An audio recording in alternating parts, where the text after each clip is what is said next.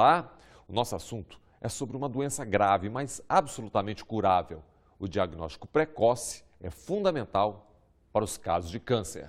É uma vergonha para um país como o Brasil, que domina tantas tecnologias, que não tem ainda um programa eficiente de tecnologia de informação capaz de fazer o registro das pessoas que são portadoras de câncer. Por que esses mamógrafos não estão produzindo? Será que existe algum mamógrafo quebrado ou ainda não foi instalado nos hospitais? Duas leis e o debate na Comissão de Assuntos Sociais. O início do tratamento em até 60 dias após o diagnóstico do câncer e a reconstrução mamária. O Em Discussão está começando. A Lei 12.732 é a lei que dispõe sobre o tratamento gratuito no Sistema Único de Saúde e que todo e qualquer paciente ele tem o direito de realizar o primeiro tratamento no prazo de 60 dias, após confirmação do diagnóstico em laudo patológico. E a Lei 12.802 é a lei que dispõe sobre a realização e obrigatoriedade da cirurgia plástica reparadora da mama em qualquer unidade integrante do Sistema Único de Saúde. Para isso, a mulher ela precisa estar em condições técnicas, precisa haver condições técnicas para a realização da reconstrução no mesmo ato cirúrgico e quando não existem essas condições, que essa cirurgia seja garantida de realizar imediatamente.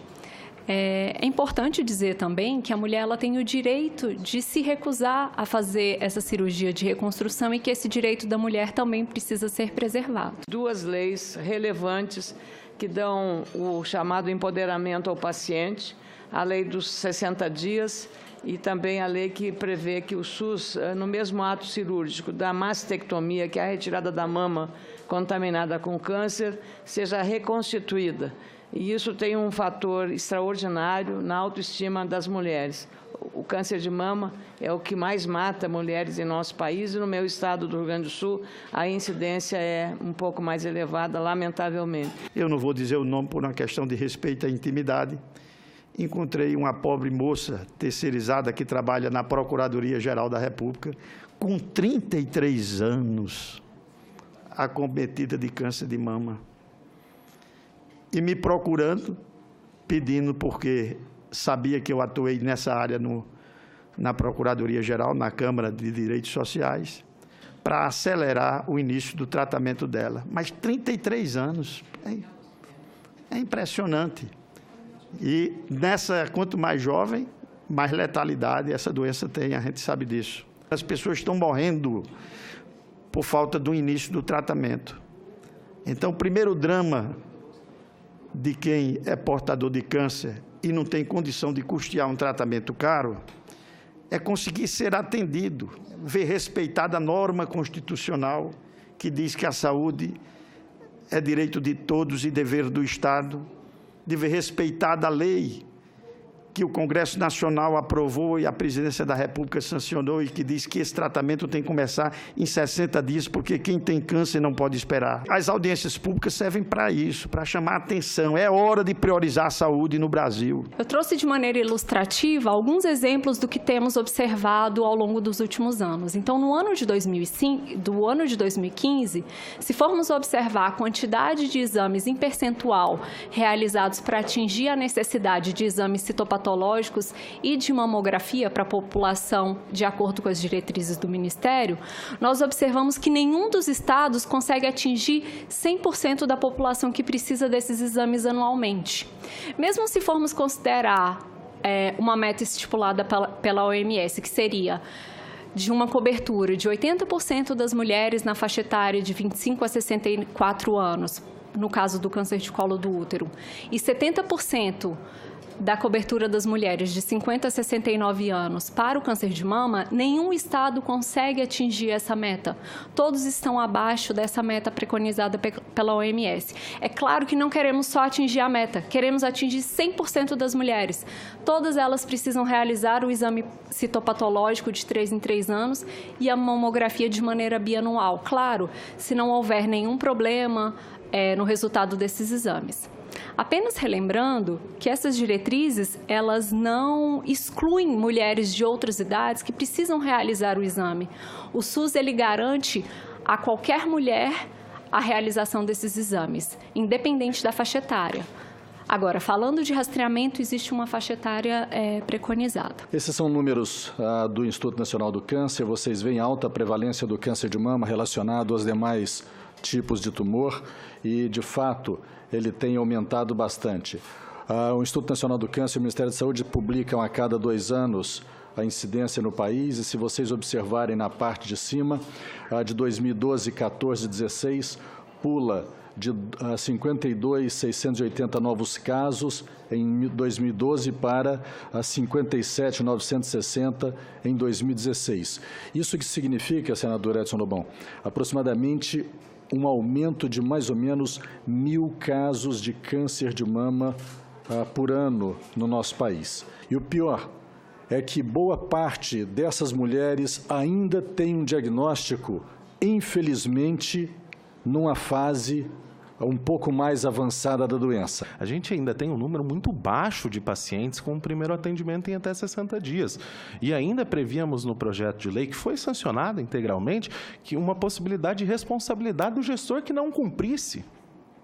A ideia aqui não é sacrificar gestor público, senador Edson Lobão. A ideia aqui é tornar obrigatória a execução da lei, tornar obrigatória essa proteção para que as mulheres tenham cada vez maior abrangência e qualidade do serviço. Isso aqui é uma conquista de dignidade, não tenho dúvida. A mamografia é uma aliada da mulher no combate ao câncer de mama. Isso se o equipamento da rede pública estiver funcionando. Infelizmente, não é essa a realidade. Trouxe um exemplo sobre os exames de mamografia. Então, pegando o ano de base de 2017, nós teremos aproximadamente 19 milhões e 400 mulheres. A OMS ela tem uma cobertura de 20,3% e a população SUS dependente seria de 15,5 milhões. Considerando a estratégia de rastreamento de um exame bianual, nós teríamos que cobrir 7,7 milhões de mulheres. Isso é realizarmos 7,7 milhões de mamografia. De acordo hoje com o cenário do CNES, que é o nosso Cadastro Nacional de Estabelecimentos de Saúde, existem 2.823 mamógrafos na rede privada e 2.740 em uso. Na rede pública, nós temos 2.656 mamógrafos. Em uso, 2.529 e com produção, apenas 1.499. 59% dos mamógrafos existentes estão produzindo. Por que esses mamógrafos não estão produzindo? Será que existe algum mamógrafo quebrado ou ainda não foi instalado nos hospitais? Cada mamógrafo ele pode realizar 5.000 exames por ano. Isso é, seriam 19 exames por dia, considerando 22 dias ao mês. Se nós formos pegar a quantidade de mamógrafos em uso, hoje, o Brasil teria capacidade de realizar 12,6 milhões de exames de mamografia. Isso é, nós conseguiríamos atender todas as mulheres que precisam de mamografia. Se pegarmos só aqueles mamógrafos que estão com produção, que seriam aqueles 1.499, nós poderíamos atender 7,5 milhões de mulheres ao ano. Isso é, 7,5 milhões de mamografias. Nós não atingiríamos a necessidade, mas chegaríamos muito perto.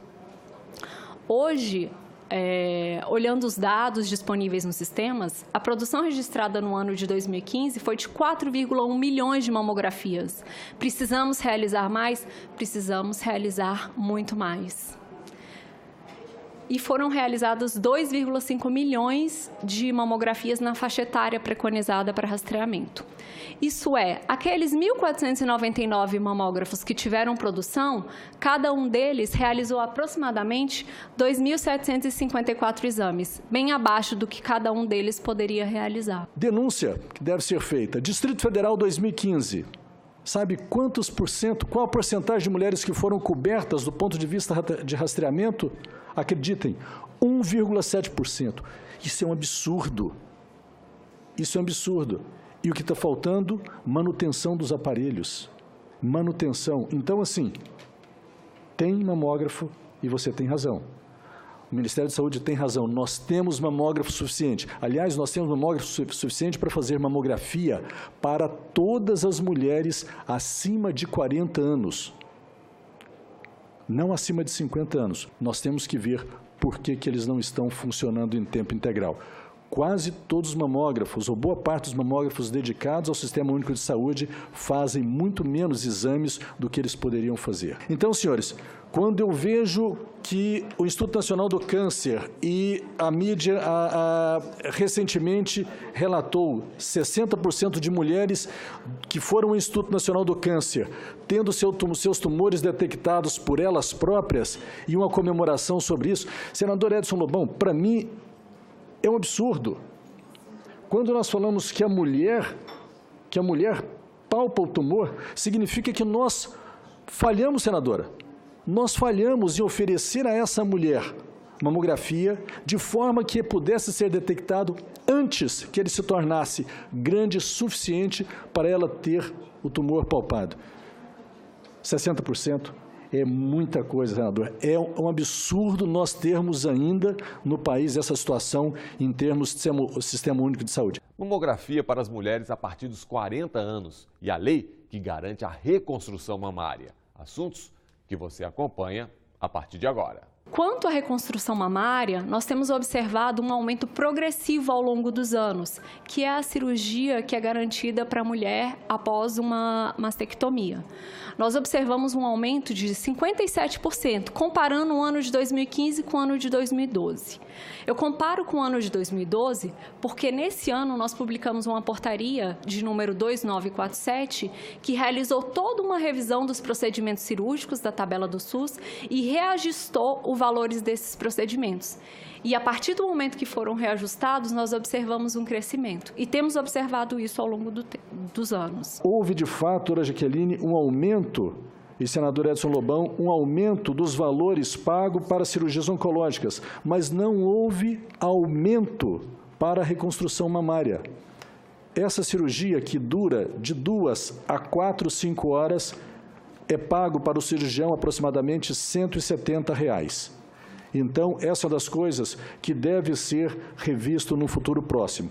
E mais uma coisa muito importante, as próteses mamárias devem ser adequadas. Nem todos os hospitais, senadores, conseguem obter as próteses adequadas para que seja reconstruído. A lei está aí, mas as mulheres e os cirurgiões precisam dessas próteses. Digamos que aproximadamente 30% das nossas mulheres não possam ser submetidas à reconstrução por um problema pessoal dela própria, por um problema em relação ao tumor em si. Problemas técnicos, aproximadamente 30%. Mas nós teríamos 70% das mulheres tratadas pelo SUS que, por lei, deveria estar tendo essa reconstrução mamária. Fizemos esse levantamento, então, também utilizando os mesmos dados oficiais do DataSUS.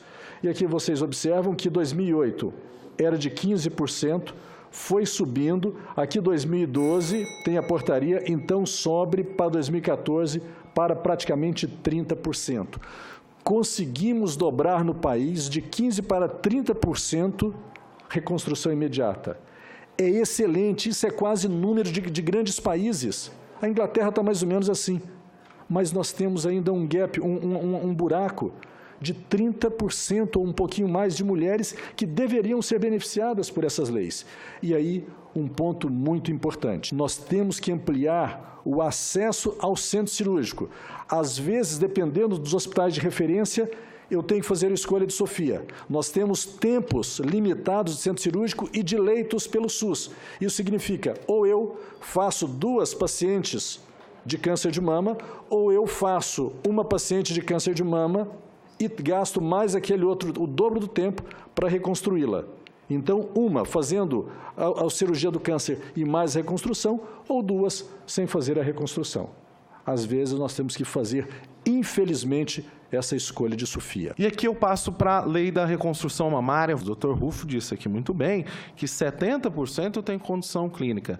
E é interessante porque, às vezes, a condição clínica é variável. Ela pode vir a ter a condição clínica. E quando isso acontecer, o sistema público está obrigado a atingir imediatamente.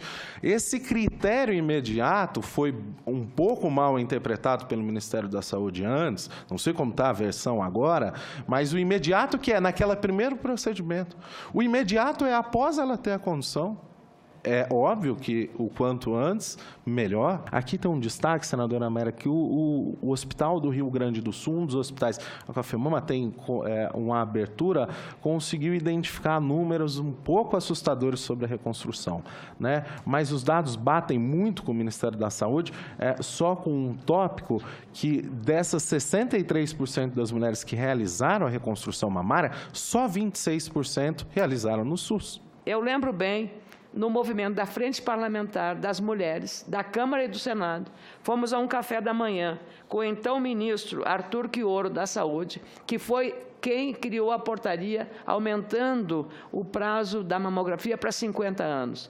E fizemos aquele movimento, a partir do qual veio um projeto de resolução da própria deputada Carmen Zanotto, que está aqui no Senado, agora, imagino, de voltar aos 40 anos, porque é um desserviço dada a, digamos, incidência de câncer de mama em mulheres com menos de 40 anos. É muito desagradável ter que judicializar situações.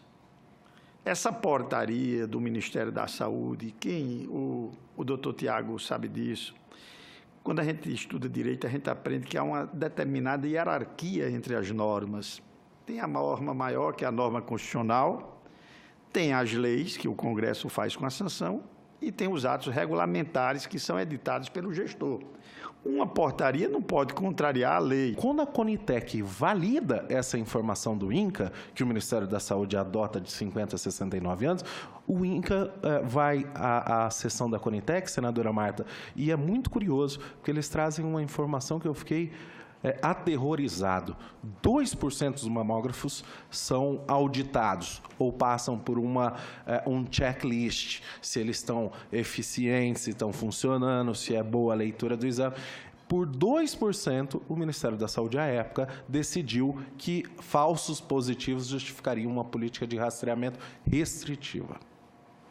É um completo absurdo. Sobre a questão da idade da mamografia, o Ministério da Saúde está à disposição para discutir essa questão, tá? Nossa coordenação ela se coloca à disposição, as diretrizes foram publicadas, mas nós nos colocamos à disposição para poder discutir tanto com as sociedades e com outros entes que se façam necessário, discutir isso de maneira tripartite. Claro que sempre baseado em evidência científica. É importante lembrar que a diretriz que foi publicada foi realizada uma revisão sistemática de vários estudos realizados. Então, naquele momento em que ela foi publicada, a evidência científica justificava um rastreamento para essa população. E eu digo novamente, qualquer mulher que precise de mamografia, ela pode realizar a mamografia no Sistema Único de Saúde. O Sistema de Informação do Câncer, o SISCAM, foi criado para monitorar os casos de câncer no país. Por ele, seria possível, por exemplo, saber quem iniciou o tratamento da doença. Mas, mais uma vez, não é essa a nossa realidade. É uma vergonha para um país como o Brasil, que domina tantas tecnologias, que não tem ainda um programa eficiente de tecnologia de informação capaz de fazer o registro das pessoas que são portadoras de câncer. O SISCAM, senadora Ana Amélia, não está funcionando. Ora, não faz muito tempo, parou completamente esse programa de implementação do SISCAM no Brasil. O SISCAM ele teve origem desde 1998. Então, falando de maneira resumida, ele é um sistema que ele surgiu da integração do SISCOL e do SISMAMA. E em 2013 foi acrescentado um módulo para avaliar o tempo médio de tratamento do paciente com câncer. Temos enfrentado diversos problemas com o SISCAM. Recentemente, ele foi assumido pela nossa coordenação geral de atenção às pessoas com doenças crônicas. Temos trabalhado de maneira integrada com os estados para entender os problemas que existem no SISCAM. Eles têm diversas dificuldades no faturamento com os prestadores. Os gestores eles verificaram várias inconsistências no sistema. Existe uma dificuldade na operacionalização. O sistema ele tem dificuldade nas suas funcionalidades e até mesmo na extração de informações. Sabemos desses problemas e a nossa coordenação está totalmente à disposição de trabalhar juntamente com os estados e com os municípios para podermos solucionar esse problema e realmente tornar esse sistema um sistema capaz de monitorar o tempo de tratamento da população. Se nós temos insuficiência de dados, se nós temos uma dificuldade de implantação, nós, primeiro, não conhecemos o câncer. Isso aqui é muito simples. Hoje, quem atualiza a lista de doenças que entram com obrigatoriedade de registro é uma portaria. Eu sugiro aqui a primeira agenda, por um requerimento de indicação aqui, acho que completamente simples, uma minuta completamente simples, a sugerir ao ministro de Estado para que coloque o câncer entre as notificações compulsórias. Alguém aqui lembra do caso Zika, do caso dengue? Isso aconteceu em menos de um mês com as endemias. A gente discute câncer há muito tempo, acho que temos maturidade para adotar isso. Conversei há pelo menos um mês e meio com o ministro da Saúde, do Ricardo Barros, e ele disse, olha, eu acho que é uma boa ideia. E seria uma boa ideia também se congregássemos os registros que são do sistema público com o privado. Ótimo, mas façamos. Não acho que tenha grandes dificuldades técnicas. O Siscam passa por uma série de dificuldades de implantação, de plataforma, acessibilidade, de internet, por exemplo, em alguns centros de saúde, mas acho que nós precisamos dar o primeiro passo, senadora. Se eu tenho um registro antecipado, eu consigo prever o que o meu sistema tem que fazer. Se eu tenho notificação, se eu acompanho o meu paciente, eu sei quando ele vai voltar, quando ele vai receber medicamento, quando ele tem consulta. Isso favorece a racionalização do sistema, senadora Edson Lobão. Favorecendo a racionalização do sistema, a gente tem maior economia. Maior economia, a gente torna o sistema em rede operável. Eu fui, a convite, ver um serviço de tecnologia de informação que poderia atender a melhorar os trabalhos da segurança pública e também os serviços de saúde do Estado, na região da Andaluzia, na Espanha. E lá a criança nasce, ela já está dentro do registro da tecnologia de informação. Então, a menina chega com 38 anos e vai fazer um exame, se tem o histórico da vida dela toda. O médico consegue, levantando esse histórico, diagnosticar com mais velocidade determinadas moléstias.